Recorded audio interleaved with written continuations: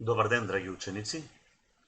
Добро дојдовте во Е-училница по предметот музичка култура во средно стручно образование за прва година. Јас сум Стојанче Иванов, вработен сум во средното стручно општинско училиште Коле Неделковски во Велес. Денеска ќе позборуваме за местото и улогата на музиката во општеството. За почеток ќе прочитаме еден мал цитат што го кажал еден од најголемите композитори на сите времиња. Тоа е Лудвиг ван Бетовен, кој живеел и творел во времето на класицизмот.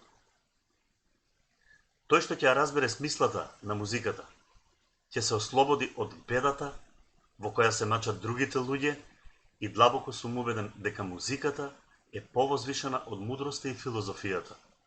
И само таа може да го оплемени човекот и да ја развие љубовта кон природата и животот. Зборот музика потекнува од старогрчкиот збор муза, што во превод значи божество. Ова значење јасно ја потврдува огромната божествена, односно сугестивна моќ на музиката, со која таа влијае на човечкото духовно чувство за музика, при што човечкото расположение се менува, односно се приспособува на карактерот на музиката. Поради тоа, радосната музика не развеселува, тажната музика не натажува, хуманата музика или музика од хуман карактер не прави похумани и подобри луѓе, а музиката со високи естетски вредности ни го прави светот поубав. Музиката е верен придружник на човекот, уште од времето на неговото појавување, па се до денес.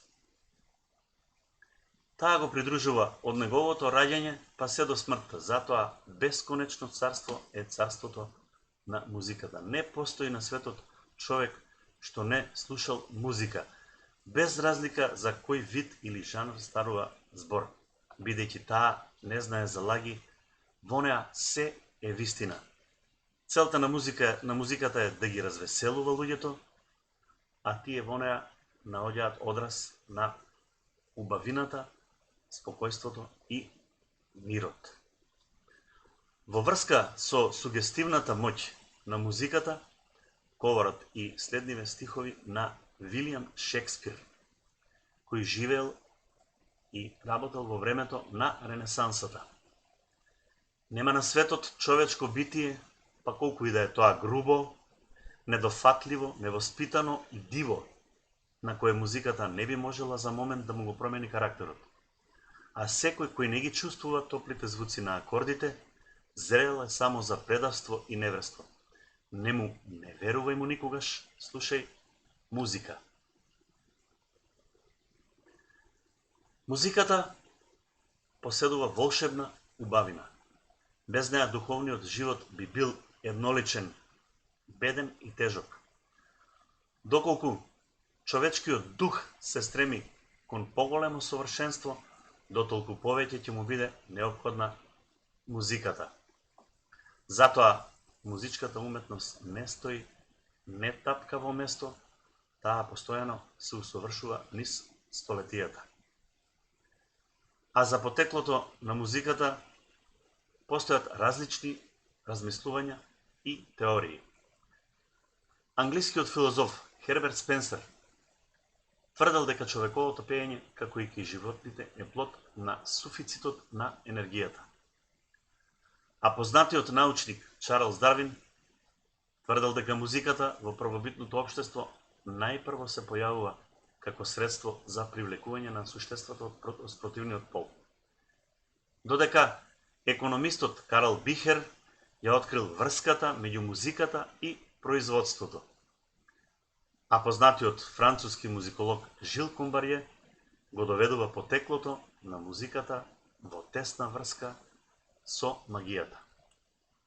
Така да еден познат современ филозоф и естетичар напишал дека за него на овој свет останале три интересни прашања. Што е тоа Вселена? Што е тоа живот и што е тоа музика?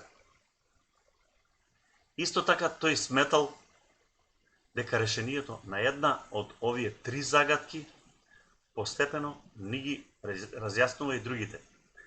Тајната за животот е втисната во Вселената, а Берсон утврдил дека музиката ја открива тајната на животот, а центарот на Вселената е представен преку музиката.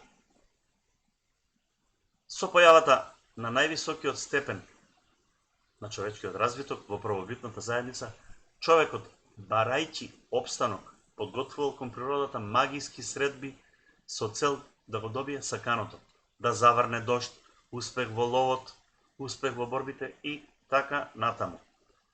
Познато е уште дека примитивниот човек сите природни појави, особено оние кои не му се допаѓале, ги припишувал на лошите духови или невидливата сила од која се плашел, а потоа настојувал да ги смирува и смилува со помош на танц, песна и музика. Во првобитното општество и се пеело, и се свирило, но најпрвин се појавува ритамот. Со своите раце, тропнувајќи со дланките една од друга, така првобитниот човек го правил ритамот, па потоа пеењето, да после некое време се појават и инструментите. Прво се појавиле ударни инструменти, потоа дувачки и на крајот жичени. Во периодот на првобитната заедница, музиката е создавана од сите за сите, за разлика од понатамошниот период, кога се јавуваат две класи и кога музиката ќе премине во полза на владеачката класа. Драги ученици, тоа беше се за денеска за овој час. Се гледаме на нареден час во Е-училница. До гледање.